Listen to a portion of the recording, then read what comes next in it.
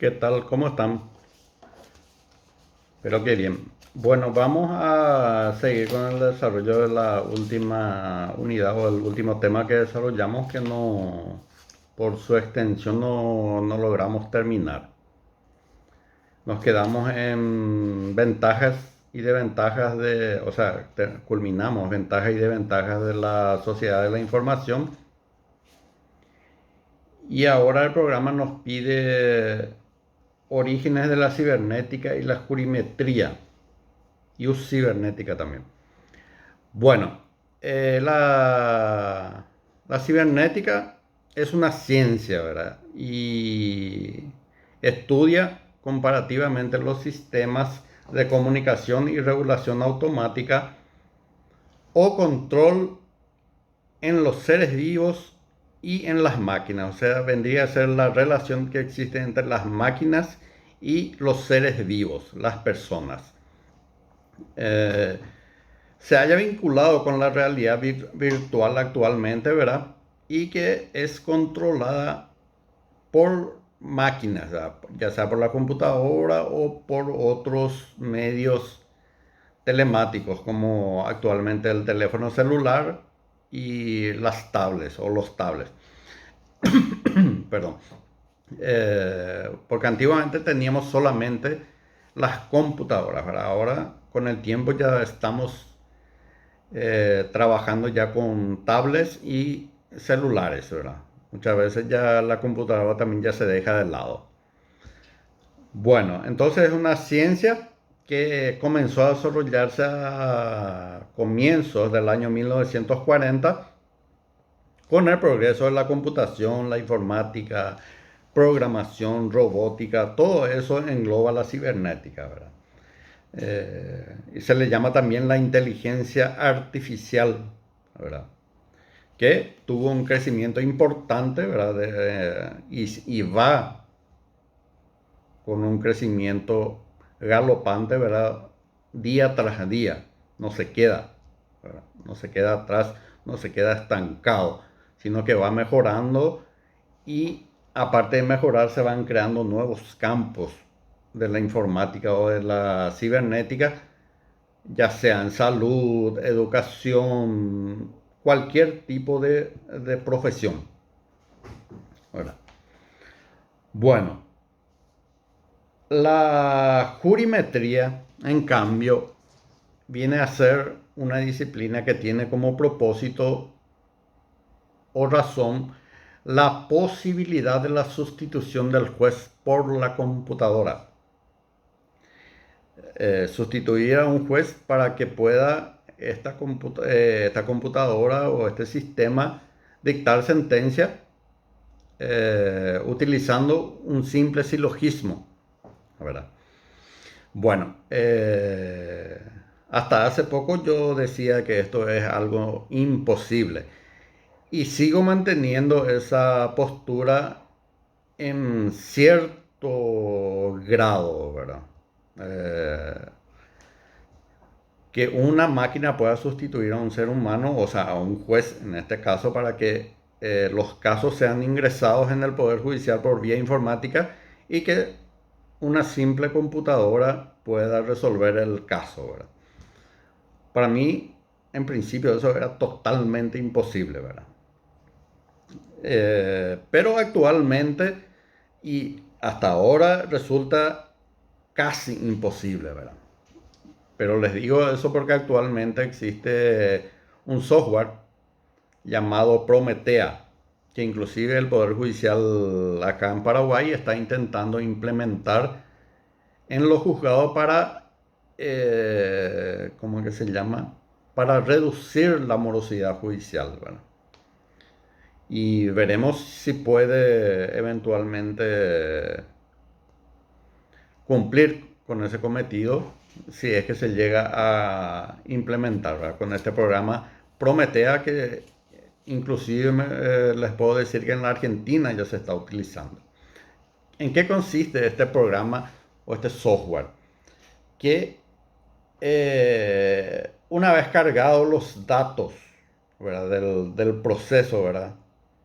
Pueda captar el software una similitud con casos ya resueltos por el juez en otra oportunidad.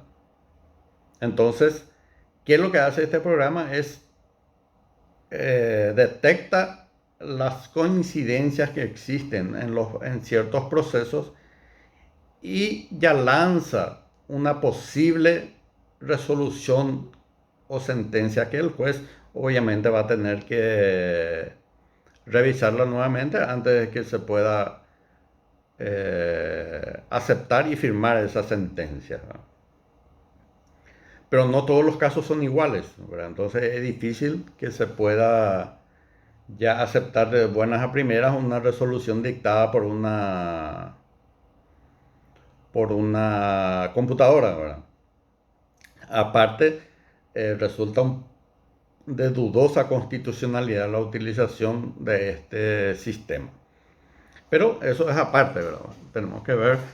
Entonces, por ejemplo, en un juicio ejecutivo de cobro de guaraníes, en donde la parte demandada presenta un recibo de pago total de la deuda que se le reclama. Nuestro Código Civil exige de que el recibo debe contener el nombre del acreedor a quien se le está realizando el pago, el monto y la identificación de la deuda que se está pagando.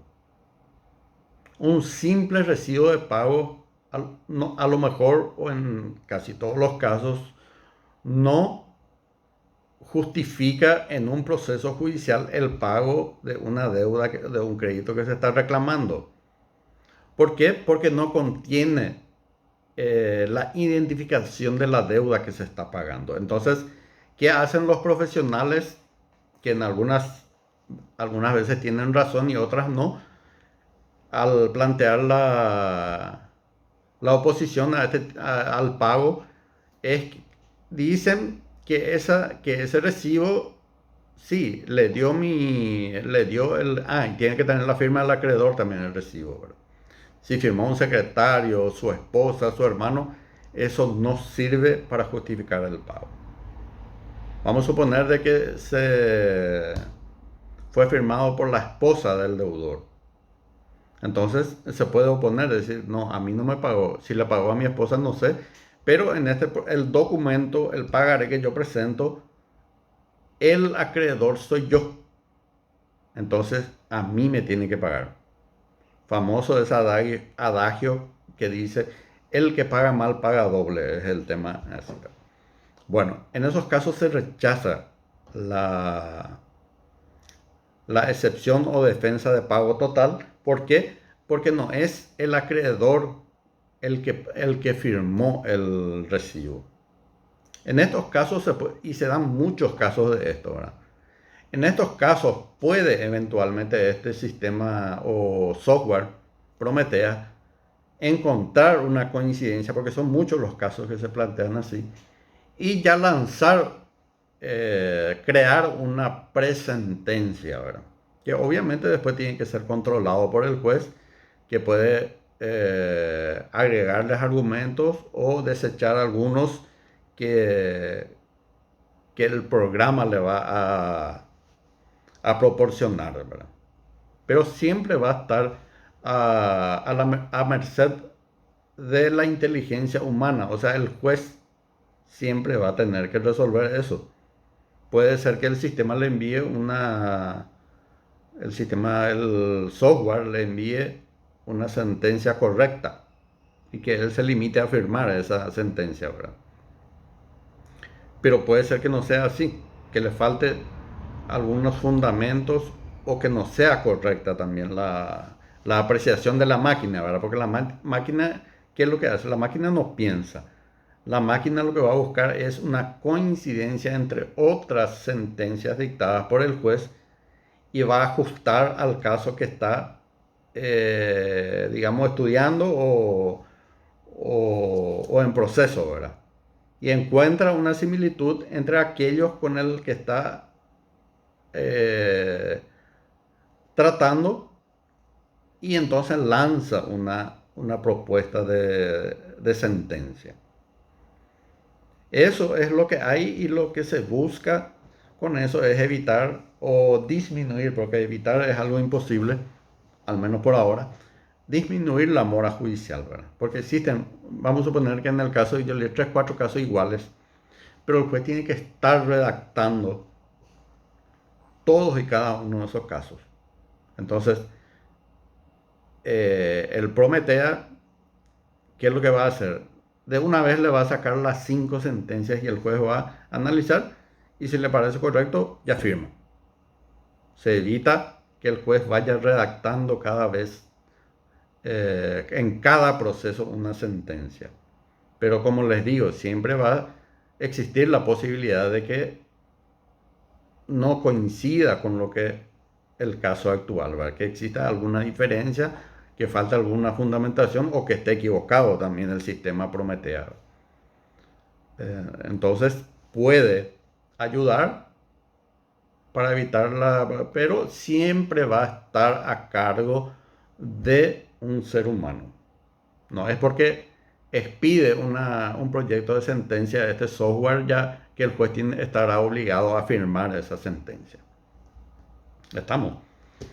Bueno, entonces de eso trata la jurimetría, en que la inteligencia artificial pueda eventualmente sustituir a un juez para el dictado de la sentencia, que actualmente no existe, ¿verdad? Sino lo único que existe son esto que le había explicado, ¿verdad? A través de Prometea. Bueno, después tenemos la use cibernética, ¿verdad? ¿Qué es la use cibernética?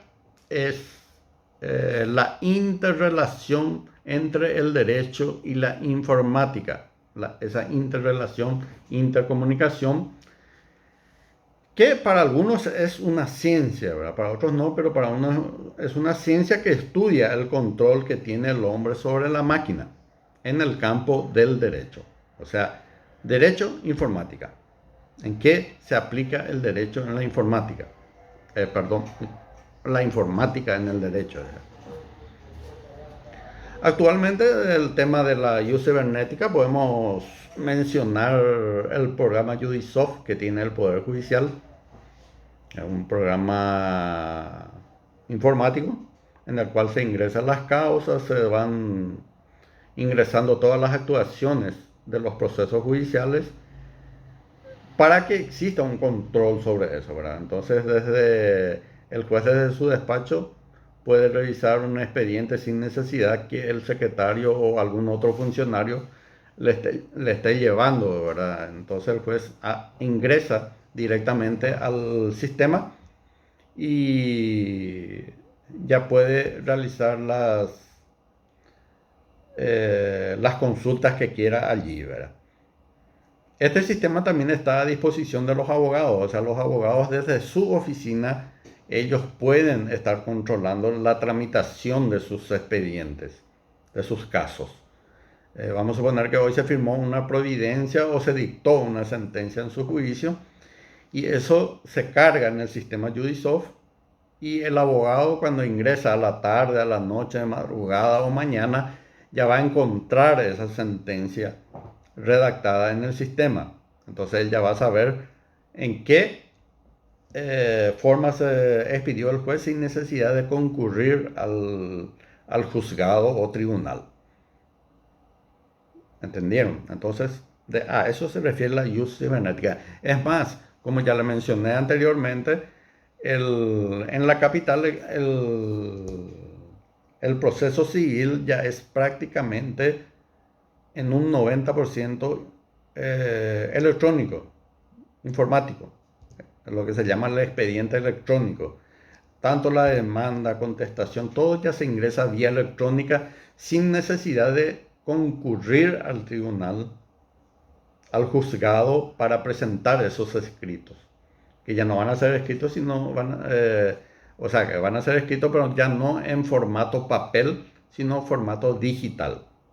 Y eso ya se está, el 90% de los trámites de esos expedientes ya se va a hacer desde la oficina del abogado a través de la web en la tramitación de esos expedientes. Las notificaciones ya serán elaboradas por la máquina, ¿verdad? Una vez se dictó sentencia, el, el equipo electrónico o informático que tiene el Poder Judicial ya va a generar una notificación y eso va a enviar en forma automática al domicilio procesal establecido, que en este caso va a ser el correo electrónico de los abogados. Ya no va a haber más esa que el ujier notificador se va a ir en la oficina, que ya salió la resolución hace 15 días y el ujier de tanto trabajo que tiene no tiene tiempo para ir a notificar y así se atrasan los casos, porque si sale sentencia, eventualmente uno puede recurrir, ¿verdad?, a esa sentencia, o sea, plantear recursos de apelación o nulidad.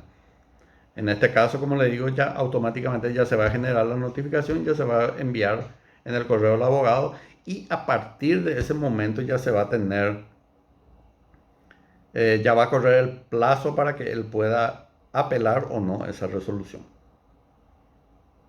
Si apela, los fundamentos del recurso de apelación se van a hacer vía web.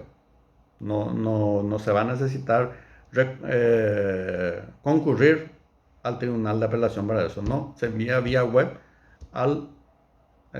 porque el expediente electrónico va a estar para cada uno establecido, ¿verdad? Y dentro del mismo te va a dar la posibilidad de que se pueda enviar los recursos. Y asimismo la otra parte, cuando contesta el recurso, lo va a hacer de la misma forma, vía web. Y la notificación va a ser vía web, o sea, a través de su correo electrónico. La cuestión informática del expediente electrónico vino para quedarse. Entonces vamos a tener que ir adaptándonos a ello, a cómo el lugar, a cómo se pueda, ¿verdad? Ya las quejas que existían, inclusive se planteaban acciones de inconstitucionalidad en contra de la implementación de este expediente electrónico, pero no se le dio lugar a ello y esto ya va para adelante, ¿verdad? Es más, seguramente ustedes por las noticias o por las redes sociales seguramente pueden ver que algunos, debido a esta pandemia, a esta cuarentena, algunas audiencias se llevan a cabo por medios telemáticos, inclusive por videollamadas por WhatsApp u otros, también está el Zoom, ¿verdad?, que utilizan algunos juzgados, porque los testigos o las partes que tengan que declarar no pueden concurrir al tribunal, ¿verdad?, porque está prohibido. Entonces se hacen vía WhatsApp, videollamada. Y en la parte penal también ya está previsto para que los reclusos hagan sus declaraciones vía telemática, vía videollamada. Así se evita que el recluso se traslade desde la cárcel hasta el juzgado. ¿Por qué? Porque ¿qué implica eso? La posibilidad de fuga del recluso, la posibilidad de que no exista transporte disponible para llevarle al recluso y cualquier otra cuestión. Es que hasta hace poco se hacía y se suspendían las audiencias y se alargaban los procesos penales por causa de eso, por falta de declaración del imputado. Entonces, la ius cibernética consiste en todo eso, ¿verdad? La aplicación de la informática dentro del derecho. Y que, como les dije, esto va aumentando de a poco. Creo que ya de aquí a 5 años ya una totalidad tendremos la aplicación del expediente electrónico y en todo el país. Y será la forma de litigar. Ya no va a existir más casi papeles dentro lo que tenemos ahora, el famoso expediente, ¿verdad? No sé si tengo acá alguna copia de un expediente, creo que no tengo a mano. Ya no se va a formar esos expedientes de papeles de varios tomos. No, todo va a estar en la web, ¿verdad? Entonces, uno cuando quiera leer o revisar un expediente, entonces ingresa a través de la implementación del expediente electrónico y allí está todo. Los documentos van a estar todos agregados allí vía web, ¿verdad? Se hacen, ¿cómo es que se llama? Se escanea los documentos y se envían los documentos escaneados para que formen parte de los juicios. O sea, aparte de tener conocimiento jurídico, ahora tenemos que tener también conocimiento informático, si no, nos vamos todos al mazo, ¿verdad? Bueno, después tenemos, dice, la utilización de las telecomunicaciones y las autopistas de información. Bueno, ¿qué es una autopista? Autopista es una especie de ruta, ¿verdad? Creada para que se circule en forma rápida, ¿verdad? Las autopistas son, tenemos la autopista, por ejemplo, que nos lleva de Asunción a la ciudad de Luque, donde conducir despacio está prohibido. Hay que circular rápido, por eso no tiene casi intersecciones o caminos alternativos, sino que va derecho y es obligatorio circular en forma rápida. Bueno, en países más desarrollados se tiene muchísimo, ¿verdad? Estados Unidos, Europa, por todos lados las autopistas son comunes, ¿verdad? ¿Por qué le ponen este nombre por autopista de la información, verdad? Porque las informaciones viajan a través de esos canales denominadas vías o autopistas de la información, porque lo que se busca es que se tengan informaciones rápidas, que se consiga informaciones rápidas, como ya vimos en en el video anterior, ¿verdad?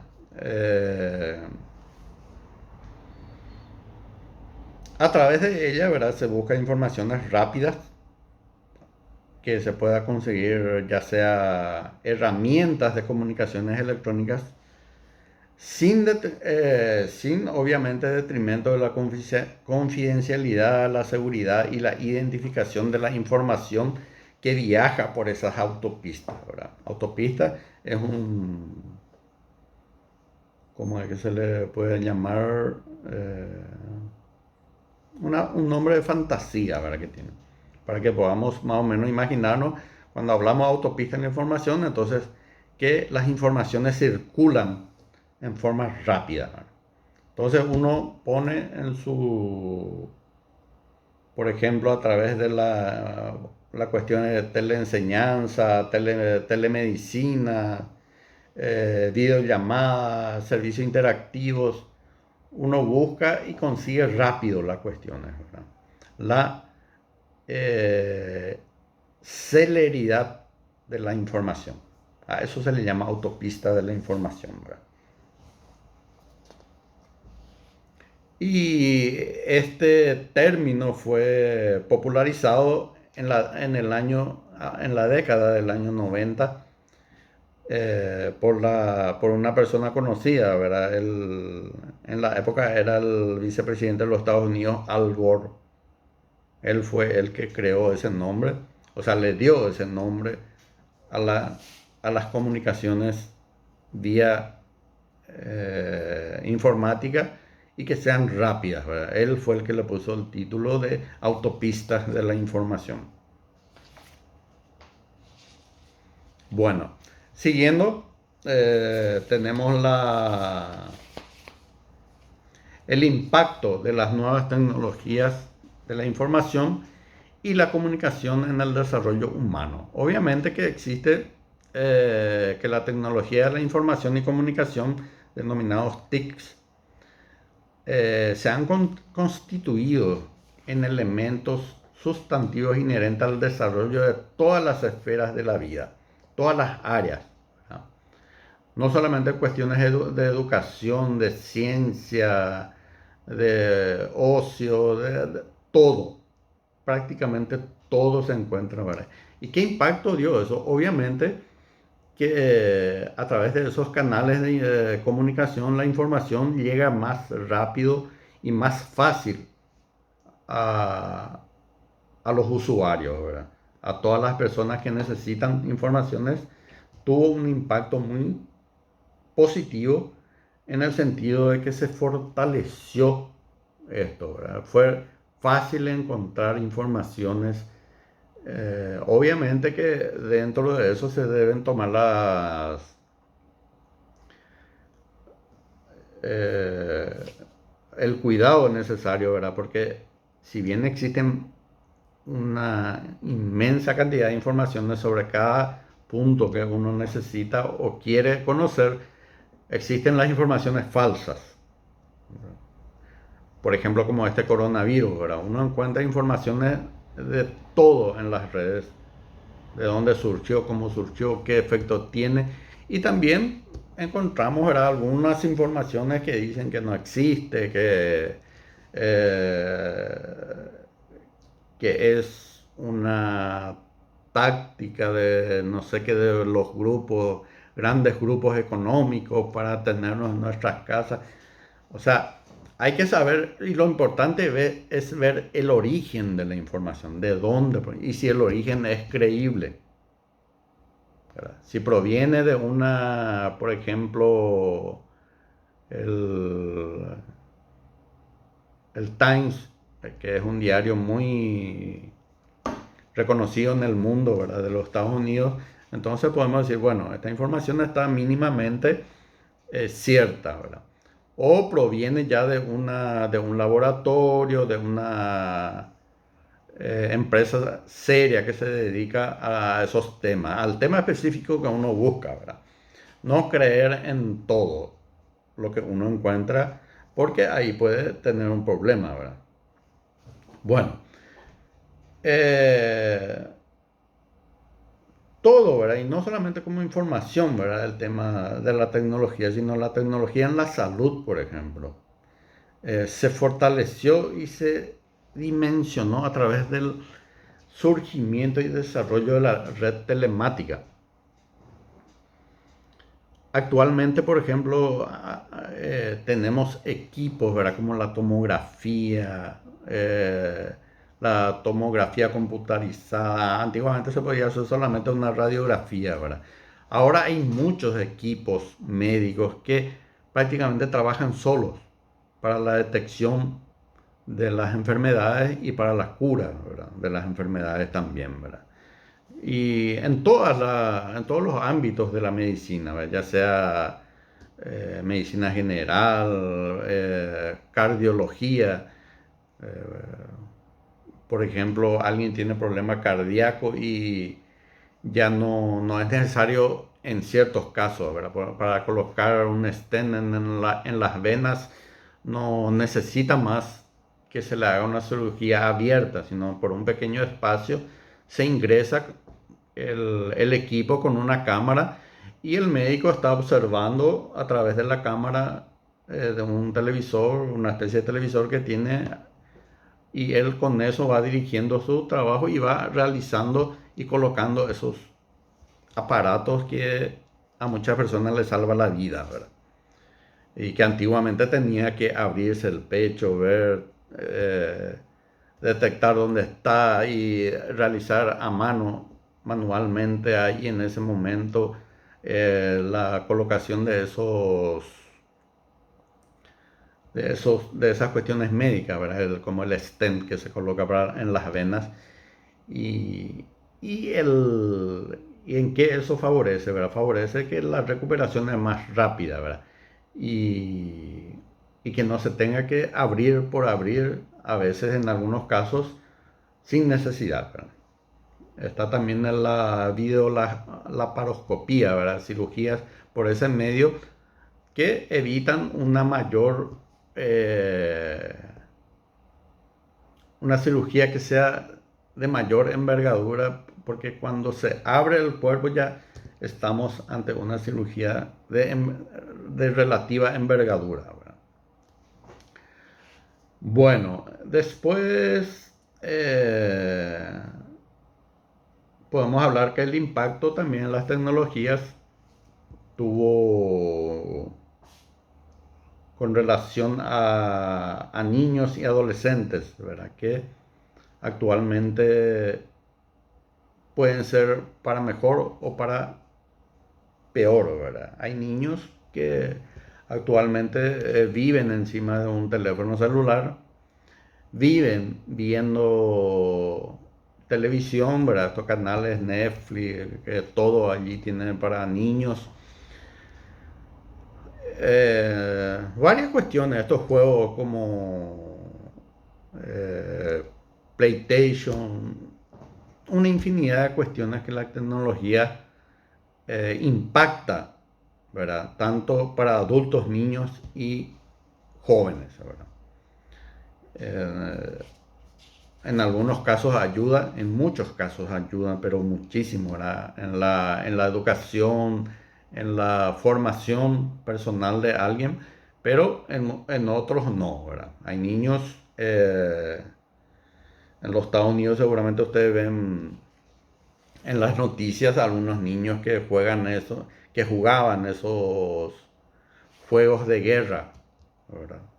Eh, en forma informática, ¿verdad? Y esos jueguitos de guerra y después, en un momento dado, ¿verdad? De tanto que tienen eso en la mente, agarran el arma de su papá, llevan a su escuela y empiezan a dispararle a sus maestras o a sus compañeros. Y ya ocurrió y ocurre, lamentablemente ocurre constantemente en los Estados Unidos, que niños van armados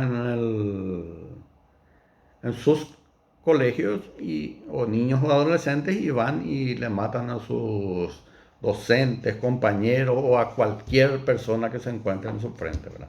Eso es por el impacto de ya prácticamente vivir sobre una, esos juegos, ¿verdad? Que en realidad son peligrosos para la mente de niños, ¿verdad? Los adultos tienen mayor capacidad de asimilar, ¿verdad? Eso, pero los niños se hacen la fantasía en la mente y no lo digo yo, ¿verdad? Lo dicen las noticias. En varios colegios, varias ciudades de los Estados Unidos hubo matanzas, pero por doquier en eso. Entonces, hay impactos buenos y impactos malos, ¿verdad? Pero eso impacta eh, en general, ¿verdad? No podemos, en algunas cosas encontramos menos peligro, en otras cosas encontramos mayores peligros, en otras encontramos la tecnología y la comunicación que nos ayuda a crecer como profesionales o como personas, y en otras no, ¿verdad? Pero bueno, esa es la realidad en cuanto a esto. El video ya está pasando los 30 minutos, entonces voy a hacer otro video, si no resulta un poco difícil subir a YouTube y después para transmitirlo a ustedes. Ya seguimos la última parte de esta unidad, de este tema, en el siguiente video.